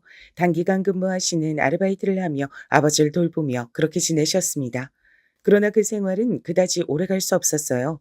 오빠가 성적 장학금을 노리며 공부를 미친 듯이 하던 와중에 돈까지 벌기 위해서 아르바이트를 2개나 병행했던 거예요. 잠을 줄여가면서 말입니다. 그러다 결국은 쓰러지고 말았어요. 인생에서 가장 활기차다고 해도 과언이 아닐 20대 초중반의 나이에 과로 때문에 쓰러진 겁니다. 오빠의 몸은 이미 꽤 망가져 있었어요. 원인 불명의 두드러기가 온몸에 간헐적으로 돋아나 있었으며 예고 없이 찾아오는 위경련으로 인해 엄청나게 고생하고 있던 와중이었죠. 스트레스가 극심해서 두통도 만성이 되었고요. 내 새끼가 죽도록 고생하고 있었는데 그 지경이 되도록 난 엄마라는 사람이 대체 여태까지 뭘 하고 있었던 거야? 전부 다 내 잘못이야. 엄마께선 크게 자책하셨고 즉시 아르바이트 일을 그만두셨어요. 혹시나 또 3교대 근무를 하실까봐 걱정이 되다 못해서 겁이 난 전 아버지와 합세해서 그것만은 못하시도록 말렸습니다. 그래서 하시게 된 일이 바로 식당 일이었어요. 중식당에서 각종 주방에 허드렛 일을 하시다 좀 더 체계적인 일로 옮겨가셨는데 그곳은 꽤 오래됐으며 규모가 있는 국밥집이었습니다. 엄마께선 일이 즐겁고 보람되다고 하셨으나 국밥집에서 일을 시작하신 지 5개월 정도가 됐을 때 제가 아버지를 부축해서 모시고 그곳을 가본 적이 있었어요.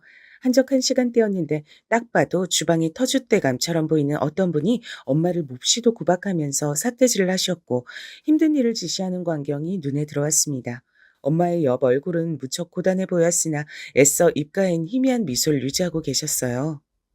사실 네 엄마가 무슨 잘못이 있겠냐. 네 엄만 평생에 결백했고 아무 잘못도 없었다.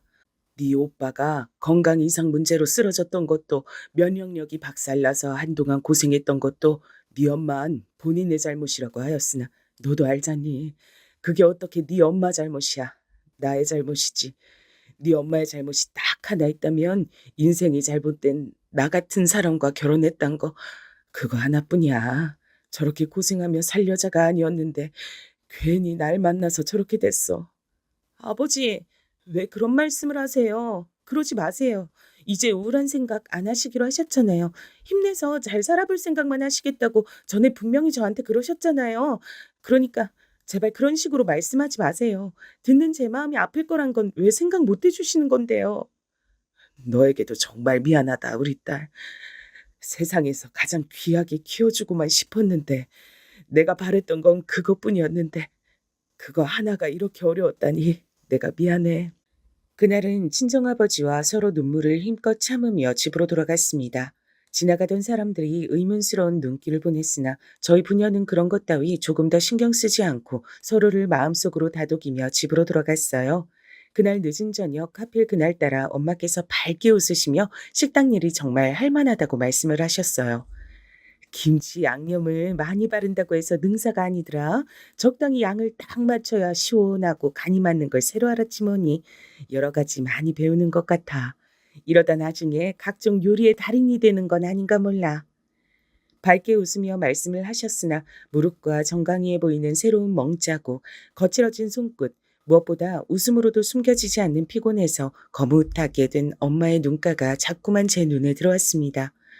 그것은 아버지도 마찬가지셨을 거예요. 마치 짠 것처럼 저와 눈이 딱 마주쳤죠. 그러자 저와 아버지는 동시에 슬쩍 웃으며 친정엄마를 향해 잘 되었다고 파이팅하라고 그런 응원이나 건넸습니다. 그러면서 속은 문드러지고 있었죠.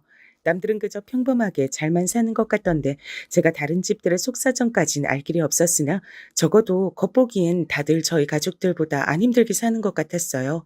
아등바등 노력을 아무리 해봐도 슬픈 집은 저희 친정집밖에 없는 듯 싶었습니다. 사실 여자 상업고등학교 그것도 도중에 그만두고 싶었고 돈이나 많이 벌고 싶었으나 부모님께서 만류해 주셔서 간신히 졸업장을 딴 것이었어요. 결과적으로 전 고등학교 졸업이라는 최소한으로 필요한 학력이 있었기 때문에 이곳저곳에 이력서를 넣을 수 있었습니다. 시간이 지날수록 그 위력이 실감됐죠. 부모님께서 고등학교 졸업장은 꼭 있어야 한다고 말씀하셨던 게 맞았던 거였죠.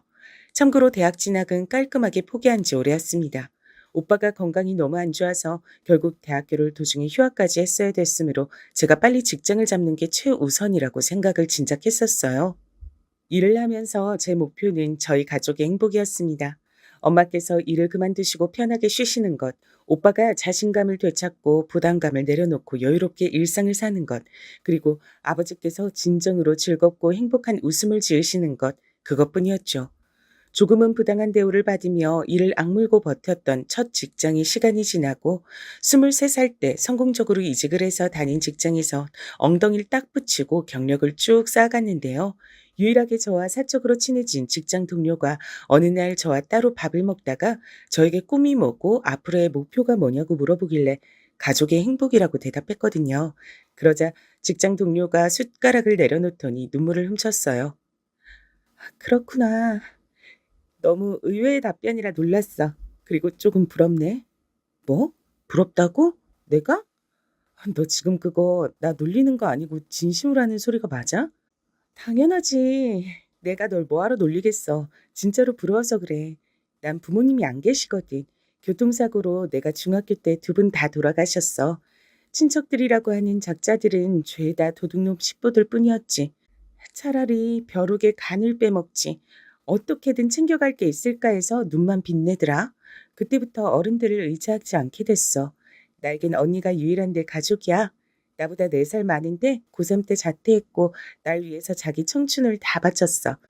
우리 자매 어떻게든 이 악물고 번듯하게 잘 살아보자면서 그거 하나만 바라보고 있는 언니는 매일을 버텼지. 그래서 내가 고등학교도 나오고 전문대도 나올 수 있었던 거야. 전혀 몰랐어. 난 네가 여태까지 유복하게 잘 살아온 줄로만 알았어. 왜냐면 넌 결혼을 전제로 만나고 있는 남자친구까지 벌써 있는 입장이잖아. 넌 다 가진 사람인 줄로만 알았는데 그게 내 착각이었구나. 왠지 부끄럽다. 언니분 얘기를 내가 그간 한 번도 못 들어봤는데 정말 대단하신 분이었구나. 지금도 언니분은 일을 다니고 계셔? 어째서 제가 그 직장 동료와 서로 자라온 환경이 다를 것 같으면서도 이상하게 잘 통하고 편하게 느껴지며 친하게 지내고 싶어졌는지 이제서야 이유를 알 것 같았습니다. 속에 지니고 있는 아픔이란 것이 닮아 있었기 때문이에요. 본능적으로 서로가 그 부분을 남몰래 알아본 걸지도 몰랐죠. 제 질문에 동료는 눈물 젖은 얼굴로 미소를 지었습니다. 아니, 지금은 쉬고 있어. 정말 잘됐다. 집에서 그냥 쉬고 계신 거야? 언니분께서 그간 열심히 달려오셨으니 그렇게 휴식 취하며 지내시는 것도 너무 좋지. 그렇게 말해줘서 고마워. 근데 언니는 집이 아니라 다른 곳에서 쉬고 있어. 은은한 미소를 보며 전 직장 동료가 말하는 다른 곳이 어딘지 단박에 알아차렸습니다. 그곳은 하늘나라였던 겁니다. 동료가 취업을 한 뒤로 계속해서 언니분을 향해 제발 쉬어라 했답니다. 그러자 언니분께선 한 달만 더, 일주일만 더 이렇게 차일피일 미루시며 일을 다니시다 드디어 그만두기로 결정 내려셨을 때 정해진 퇴사일자를 불과 사흘 앞두고 출근하시던 길에 의식을 잃고 쓰러지신 뒤 영원히 눈을 뜨지 못하셨답니다. 젊은 청년의 사이는 과로였습니다. 피로 누적으로 세상을 떠난 것이었어요. 동료가 말했습니다. 본인의 언니가 계속해서 돈을 모으고자 했던 건 본인의 결혼 자금을 마련해주고 싶었기 때문이라고요. 만약에 누가 나한테 언니랑 결혼 중에 하나만 고르라고 했다면 난 100번이고 1000번이고 당연히 언니를 고를 거야. 그 사실을 언니가 모르고 떠난 것 같아서 요즘도 난 밤에 자려고 누우면 언니 생각에 자꾸 눈물이 나더라. 넌 나처럼 후회하지 마. 직장 동료가 남겨준 조언에 제 심장이 철렁 내려앉았습니다. 과거에 엄마께서 하시던 3교대 근무가 건강관리엔 쥐약이란 사실을 처음 알았을 때 이후로 처음 느껴보는 심장의 불쾌감이었습니다. 제가 직장 동료와 이런 대화를 나누게 된 건 어쩌면 하늘이 신호를 보내준 거란 생각이 들었어요. 엄마, 당장 일 그만두세요. 그 힘든 식당 일 제발 당장 그만두셨으면 해요. 이만하시면 쉬실 때도 됐잖아요. 갑자기 무슨 소리야. 예전엔 솔직히 힘들 때도 있었는데 이젠 인이 막혀버렸지. 이젠 내가 주방 최고참이야. 내 세상이라서 힘든 것도 없어. 힘든 시절 다 지났어. 이젠 모든 게 정말로 할만해. 엄마가 하시는 말씀 못 믿겠어요. 할만하단 기준이 남들보다 무척이나 관대하신 걸 수도 있잖아요. 이제 돈 한 푼 때문에 벌벌 떨면서 머리 싸매고 걱정하던 그런 땐 지났는데 왜 아직 이렇게나 고생을 하셔야 돼요? 네 오빠 취직한 지 이제 3개월 됐어. 아직이야. 아직은 내가 버텨야 돼. 3개월밖에 안 된 게 아니라 3개월이나 된 거잖아요. 그리고 엄마, 우리 집에 오빠만 있어요? 저는요? 저도 있잖아요. 20살 때부터 계속 직장 생활해온 전 왜 무시하세요? 제가 오빠보다 똑똑하지 않아서 믿음이 안 가세요? 아니야. 그건 절대 아니란다. 내가 왜 우리 소중한 딸을 그렇게 생각하겠니? 절 믿으신다면 제발 일을 쉬셨으면 해요. 엄마의 마음이 뭔진 저도 알아요. 아버지가 일을 못 나가시니까 대신 아버지 목까지 해내시려는 건 역시도 잘 알고 있단 말이에요. 하지만 엄마, 자식으로서 속상한 제 마음도 헤아려 주세요. 엄마가 잘못되시기라도 하면 어쩌나 싶어 걱정되고 늘 마음이 불편해요. 제가 진심으로 호소를 하자 엄마께선 마지못해 일을 그만두기로 하셨습니다. 당장 그만두셨으면 했던 게 본심이었으나 책임감 있게 마무리를 하고 나와야 한다 주장하셔서 결국 2달은 더 근무를 하셨죠. 엄마께서 식당 일을 진짜로 그만두게 되셨던 날 오빠가 저에게 따로 정말 고맙다고 연락을 해왔습니다. 내가 더 잘했어야 했는데 그러지 못해서 네가 나서게 만든 것 같다. 아무튼 고마워. 전 오빠에게 낯간지러운 소리를 다한다며 아무렇지 않게 대꾸했으나 속으론 조금 감동이었어요. 장남의 무게감이란 남달랐던 것 같아요. 아버지의 사고 이후로 오빤 본인이 조금이라도 스스로의 기준에 못 미치거나 실패라면 크게 스트레스를 받았습니다. 어떻게든 본인이 해내야 한다는 압박감을 가지고 있었죠. 바로 그 점 때문에 오빤 결혼이라는 것마저 두려워하며 망설였습니다. 건강 문제 때문에 예상보다 졸업까지 오래 걸렸고 이모저모가 있긴 했으나 결국은 나름 괜찮은 회사에 자리를 잡은 오빠였습니다. 그런 인물이 결혼에 회의적인 게 이상해서 친정부모님께선 슬슬 걱정을 하셨고 제가 나서서 한 번은 대놓고 물어봤었어요. 그랬더니 오빠가 저에게만 속내를 밝히겠다고 하시며 이렇게 대답을 하더군요.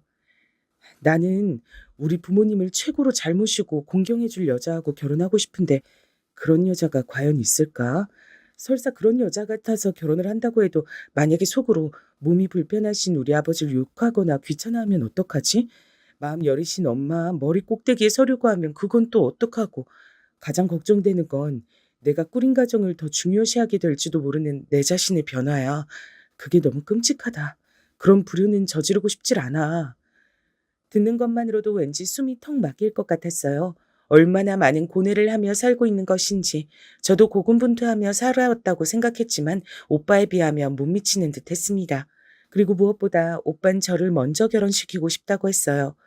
제가 어떤 놈하고 결혼하게 될지 모르니까 우선은 결혼 자금을 일정 수준으로 마련해 놓는 게 필수인 것 같다고 본인은 그렇게 생각한다 그랬습니다. 제가 결혼해서 안정적으로 행복하게 잘 사는 것까지 봐야 본인의 결혼 문제를 진지하게 그때 가서 고려해 보겠다고 하는 말에 제가 두 손 두 발을 다 들었죠. 왜 우리 집엔 자꾸 우울하고 힘든 일들만 일어날까 생각하던 때도 있었는데 그럼에도 우리 네 식구는 서로를 항상 생각하는 마음만은 변치 않았구나. 어쩌면 그 어떤 집보다도 축복을 받은 걸 수도 있겠어. 이런 식으로 생각하니까 갑자기 마음이 따뜻해지고 내 인생을 행복하게 개척해 나갈 수 있을 거란 자신감이 생기네. 새삼 가족의 존재가 소중했습니다.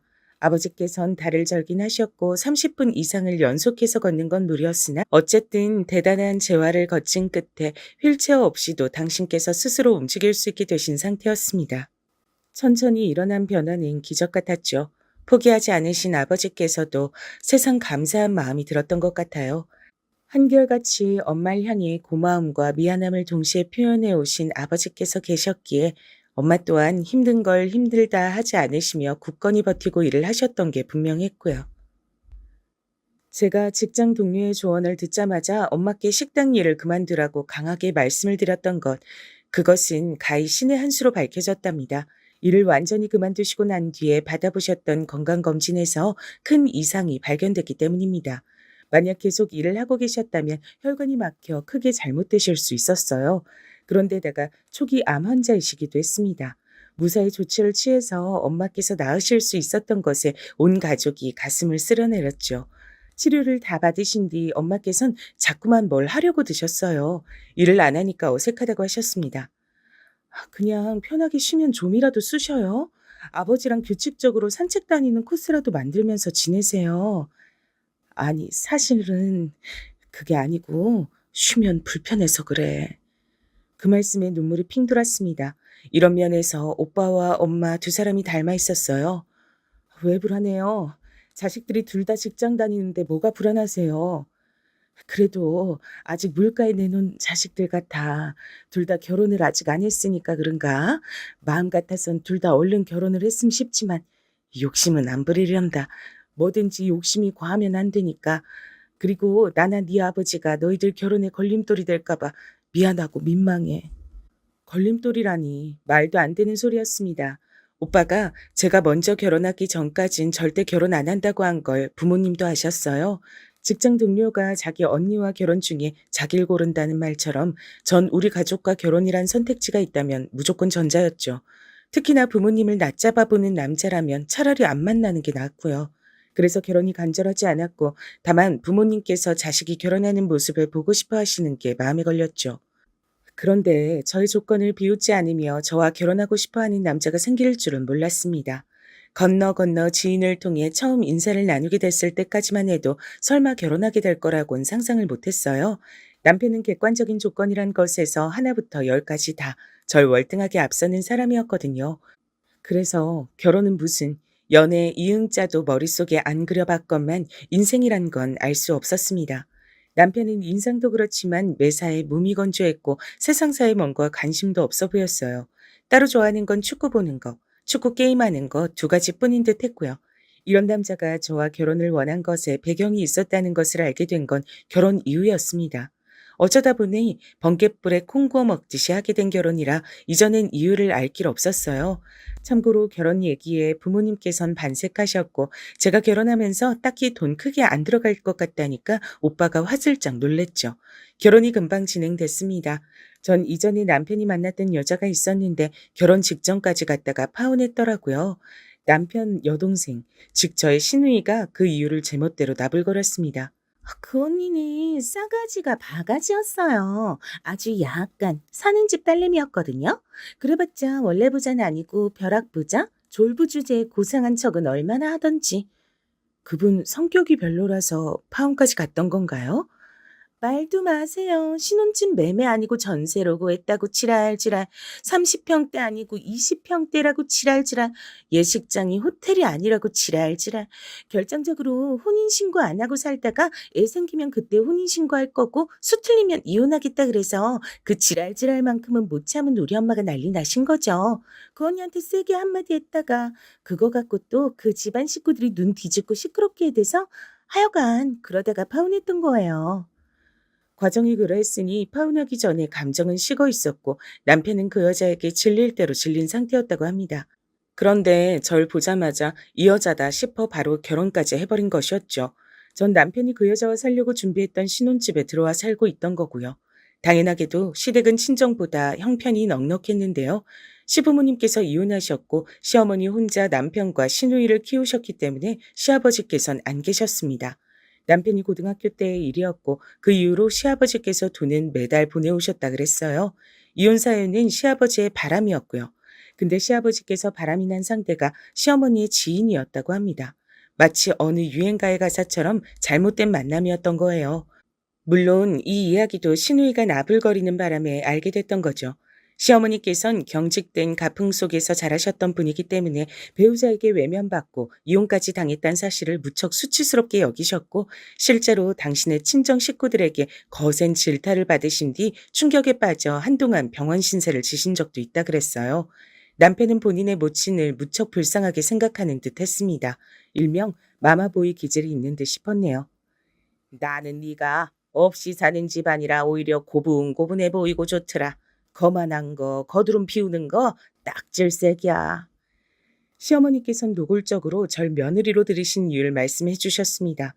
제가 남편과 파혼했던 그 여자와 다르게 배경이 허접해서 고분고분하고 순전적이고 찍소리 안 할 것 같다는 게 이유였죠.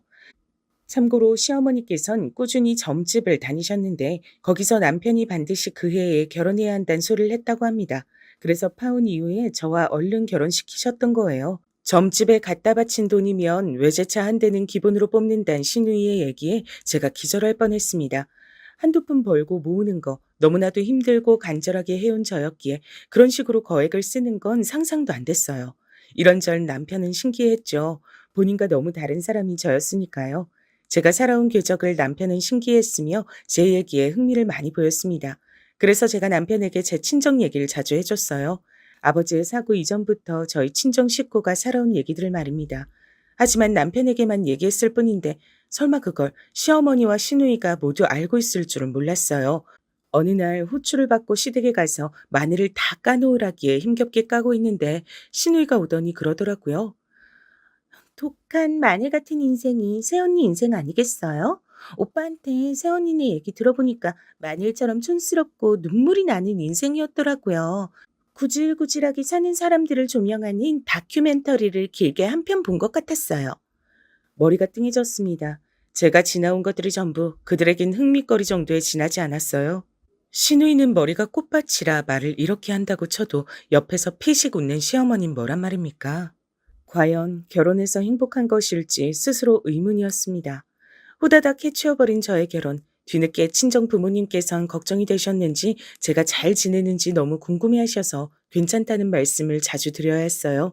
엄마께선 이제야 서서히 마음이 놓인다고 하셨죠. 제가 결혼해서 잘 사는 모습을 확인하자 만성 불안이 가시는 듯하다 그러셨습니다. 근데 제가 어떻게 결혼 생활이 안 행복하다고 하겠어요? 무조건 만족스럽다고 거짓 웃음을 지어냈죠. 저를 철저히 깔보시는 시어머니, 저를 막대하는 시누이, 매사에 건조한 태도의 남편. 솔직히 행복하지 않았으나 가짜로 웃었습니다. 엄마께서 실력 발휘를 하시겠다면서 반찬 만드시는 것도 거절하지 않고 다 받을 수밖에 없었죠. 식당 일 하시던 것이 손에 박히셔 이것저것 곧잘 만드셨죠. 근데 이걸 또 남편이 시댁에 알린 모양이었습니다. 새언니, 집에 맨날 반찬 많다면서요? 좀 나눠주시면 안 돼요? 저희 엄마가 국하고 죽은 솜씨가 좋은데 나머진 보통이셔서 반찬을 가끔 사 먹는 편이거든요. 새언니가 반찬 좀 갖다 주시면 좋을 것 같네요. 괜히 남편이 얄밉게 느껴졌으나 이왕 친정엄마께서 정성껏 만드신 것들을 가장 신선할 때 다 먹으면 좋을 것 같아 시댁에 나눠줬습니다. 그랬더니 시어머니께서 맛을 보고 만족을 하셨어요. 아이고야, 역시 식당 출신은 다르시네. 구르고 구른 보람이 있으시겠어. 근데 꼭 말씀을 그런 식으로 하셔야 하나 싶어 기분이 나빠졌으나 못 들은 척을 택했습니다. 이 평화를 깨고 싶진 않았거든요. 이걸 평화라고 불러도 되는진 모르겠지만 말이죠. 그러다가 엄마께서 저 입맛 없을 때 먹으라고 물김치 해주셨어요. 밥하고 먹어도 소면을 삶아 먹어도 맛있는 물김치였죠. 이건 시댁과 나누고 싶지 않아서 저희끼리 조용히 먹자고 분명 제가 그랬었는데 남편이 또 시댁에 말했습니다. 시누이가 물김치 먹고 싶다고 하도 노래를 불러서 별 수 없이 작은 통이 나눠줬고요. 남편에게 대체 왜 말했냐 했더니 자긴 별 생각 없이 굴었을 뿐이지 일부러 그런 건 아니라는 궤변을 늘어놓더군요. 기가 막혔네요. 시어머니께서 다른 반찬보다 김치를 더 잘하시네 하며 엄마의 솜씨를 높여주신 것, 그거 하나만큼은 왠지 뿌듯했어요. 하지만 이건 알고 보니까 좋지 않은 징조였습니다. 몇 주 후에 시어머니께서 대뜸 김장 얘기를 꺼내신 겁니다. 김장 하신다니? 하시겠지? 그때 우리 먹을 것도 좀 해주셨으면 좋겠는데 넉넉하게 값은 챙겨드릴 테니까 그건 걱정하실 필요가 없고.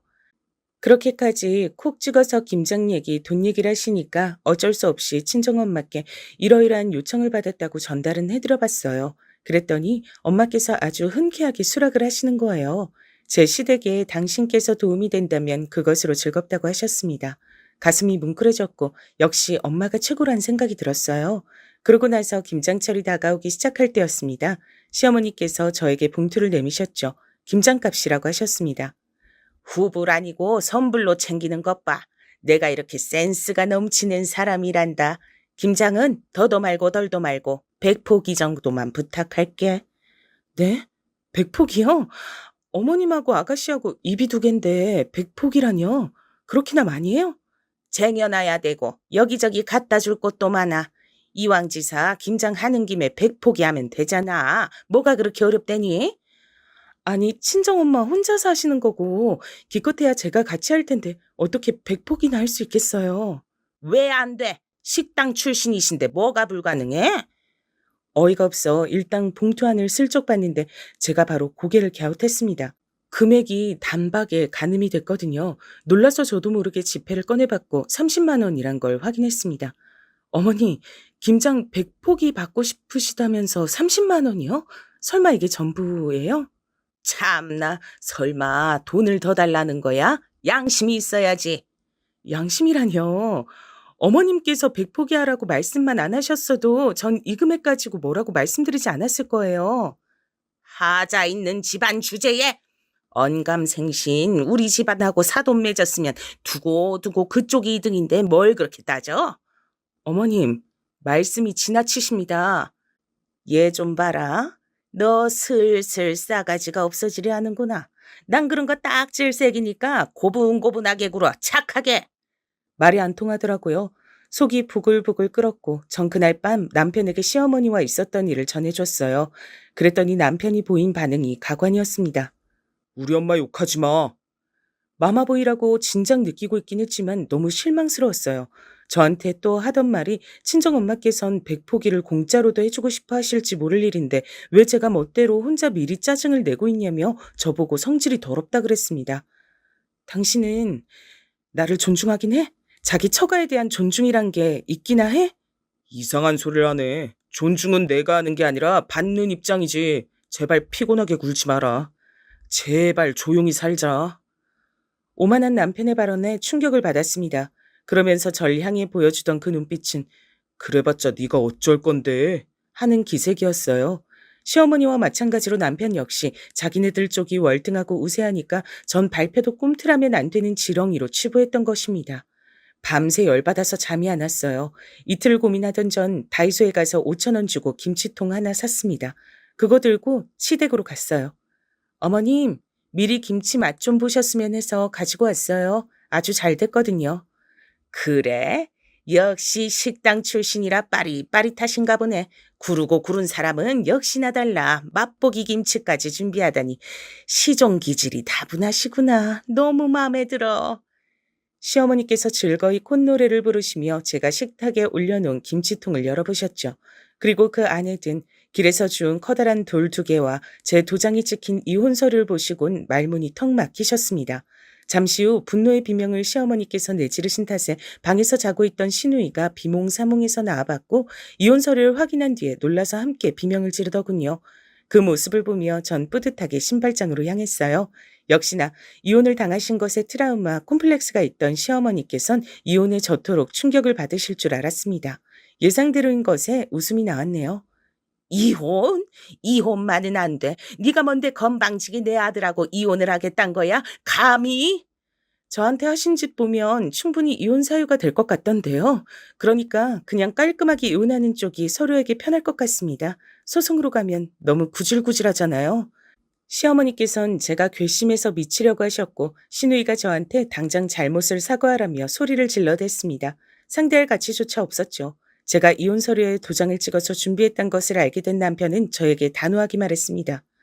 잠깐 흥분해서 판단력이 흐려진 모양인데 머리 식히고 정신 차려. 당신 같은 여자가 어떻게 나 같은 남자와 먼저 이혼을 하겠다 그래? 정신이 완전히 나간 거지. 진짜로 정신이 나간 건 남편 쪽으로 보였습니다. 저는 일부러 남편의 말에 어느 정도 수긍을 하는 척해서 방심을 시킨 뒤 이튿날 용달을 불러 제 짐을 몽땅 신혼집에서 뺐습니다. 이혼을 결심한 것, 신혼집을 나온 것, 전부 친정 식구들 앞에서 고백하게 됐죠. 섣불리 결혼을 해서 이런 상황을 만든 것이 부끄럽다고 진심을 다해 말했습니다. 그러자 부모님과 오빠 모두가 눈물을 글썽이며 고개를 저었어요. 아니야, 우리 딸 미안해하지 마. 넌 늘 잘해왔고 잘못한 건 없었어. 지금도 마찬가지야. 이제 내가 변할 때가 온 것 같구나.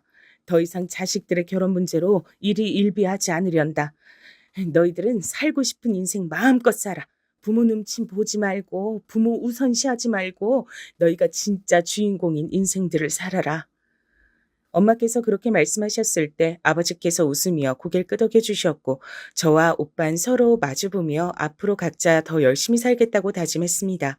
제가 뒤도 안 돌아보고 떠나버린 것에 남편은 거품을 물었었죠. 도대체 왜 본인이 저 같은 여자한테 버림받아야 하냐고 하면서 자존심에 큰 상처를 입은 모양이었어요. 시어머니께선 눈이 돌아서 저희 친정을 향해 저주까지 날리셨습니다. 이 지옥 절대 안 잊을 거야. 네 집안 식구들은 다 망할 거고 넌 2번 다시 결혼도 못하고 처녀 귀신으로 죽을 거야. 정말 제정신이 아닌 분이셨습니다. 이혼하길 정말 잘했다 싶더라고요. 그분의 저주는 하나도 안 통했어요. 제 직장 동료 있잖아요. 그 직장 동료의 남편이 본인의 오랜 지인을 저에게 소개시켜줬는데 인연을 만나보고 너무 좋아서 결혼했습니다. 지금의 제 남편이죠. 시댁 식구들도 전부 다 잔잔한 호수 같은 사람들이에요. 어디든지 다 같이 가면 꼭 친정 아버지부터 배려해주는 사람들입니다. 제 친정 식구들을 최우선으로 존중해주는 고마운 존재들이라서 저도 자연스럽게 시댁에 헌신적인 사람이 됐네요. 전 남편 그놈은 재혼을 했다가 1년도 못 채우고 이혼했다 들었습니다. 그럴 줄 알았어요. 시누이였던 걔는 이날 이때까지 결혼 못했고 놀라운 건 취업도 못해서 아르바이트를 전전하고 있는 것으로 알고 있답니다. 그 남매의 모친께서 진작에 뒷목 잡고 쓰러져서 화병 걸리실만 했죠. 아무래도 나쁜 마음을 가지셨던 탓에 그 저주가